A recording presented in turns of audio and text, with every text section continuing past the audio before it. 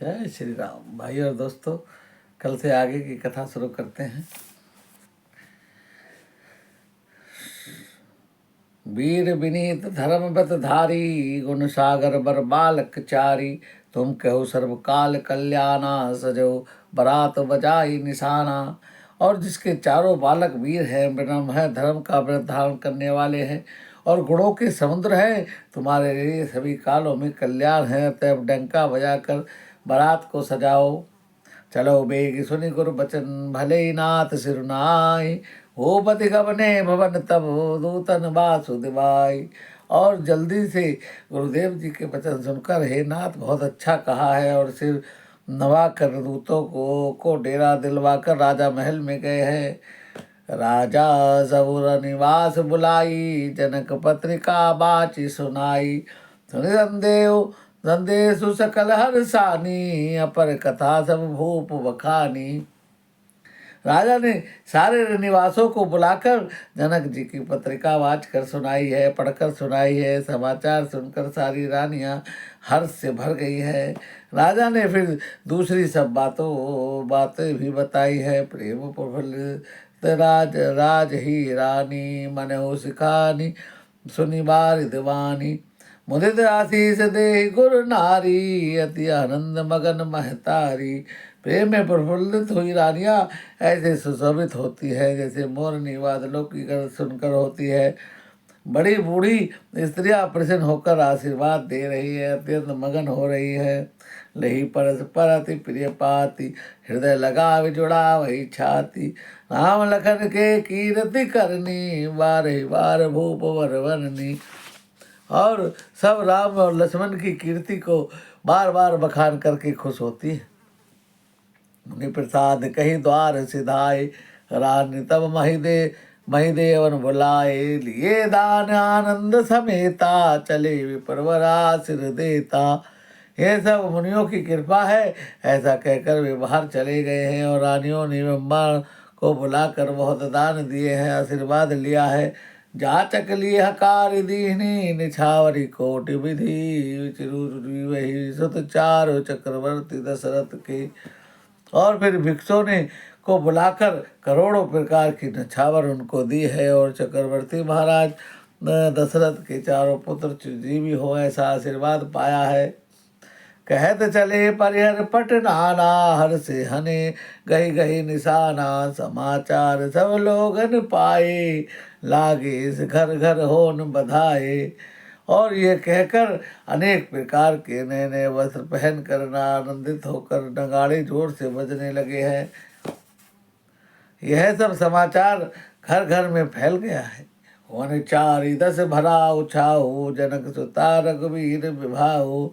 सुनि सब कथा लोग अनुरागे, मग ग्रह गली सवारने लागे। और 14 लोकों में उत्साह भर गया है, और जानकी जी और रघुनाथ जी का विवाह होगा।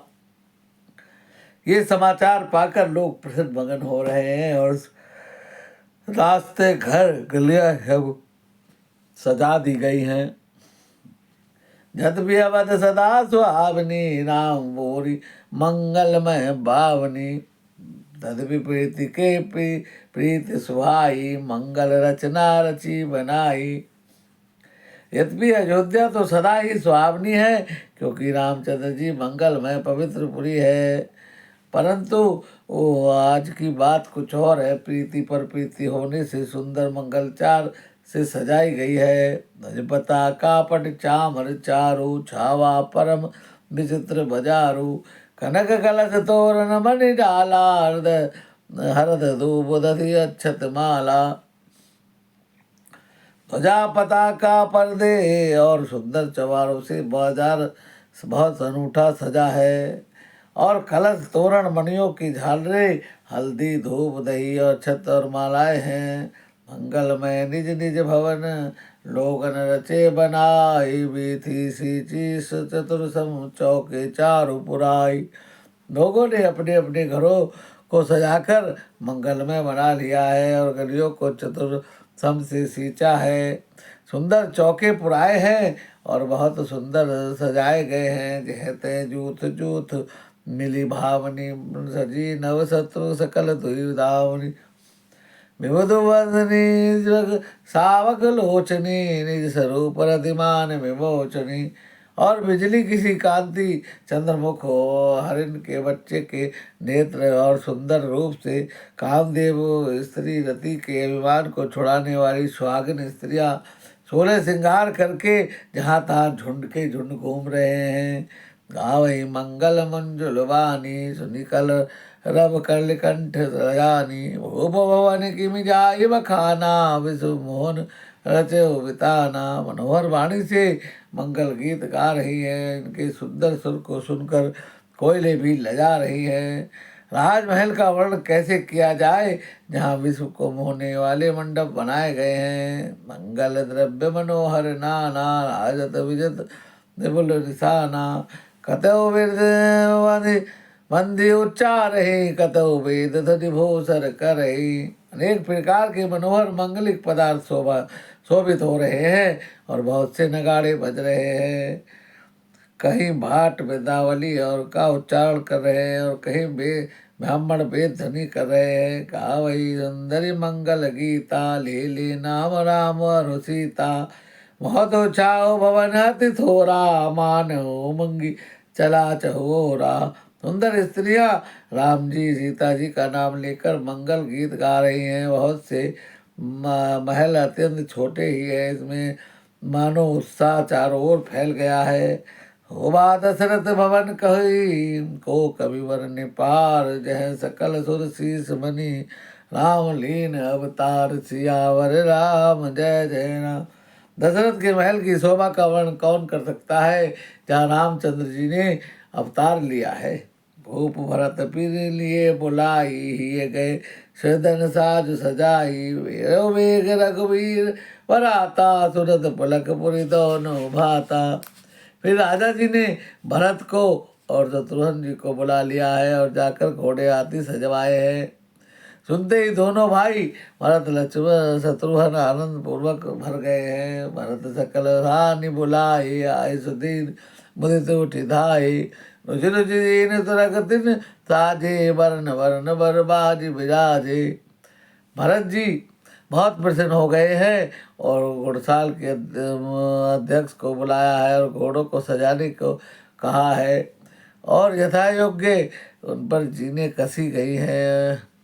सुबह सकल सुटी जंजल करनी है वो जलद सरत पग धरनी। नाना जाति के जाहि बखाना निद्रि पवनो जनु चहत उड़ाना। सब घोड़े बड़े ही सुंदर चंचल हैं और वह धरती पर वैसे पैर रखते हैं जैसे जलते हुए लोहे पर रखते हैं। अनेक जातियों के घोड़े हैं जिनका वर्णन नहीं किया जा सकता है और वो हवा का निरादर करके उड़ना चाहते हैं। तीन सब छैल भय असवारा भरत सजी सरस भय कुराज कुमारा। सब सुंदर सब भुजनधारी कर सर चाप तून कटि भारी।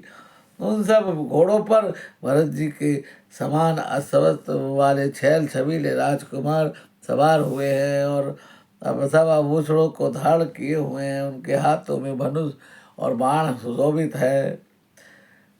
छरे छबील छैल सब सूर सजार नवीन। जुगपद चर सवार प्रति जे असि कला प्रवीण।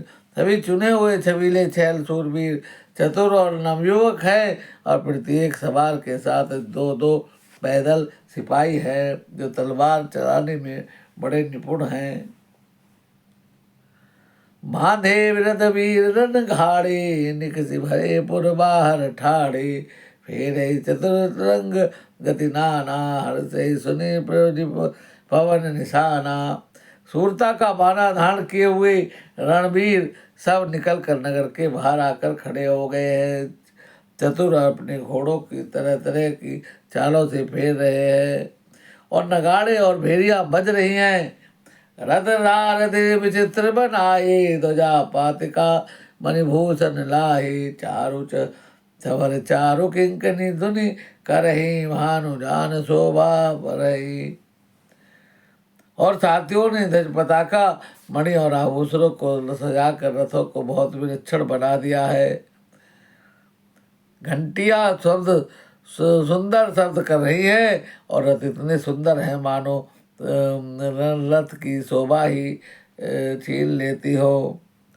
भाई और दोस्तों, आज की कथा को यही विराम देते हैं, आगे की कथा कल करेंगे। भगवान राम सबका मंगल करे। जय श्री राम।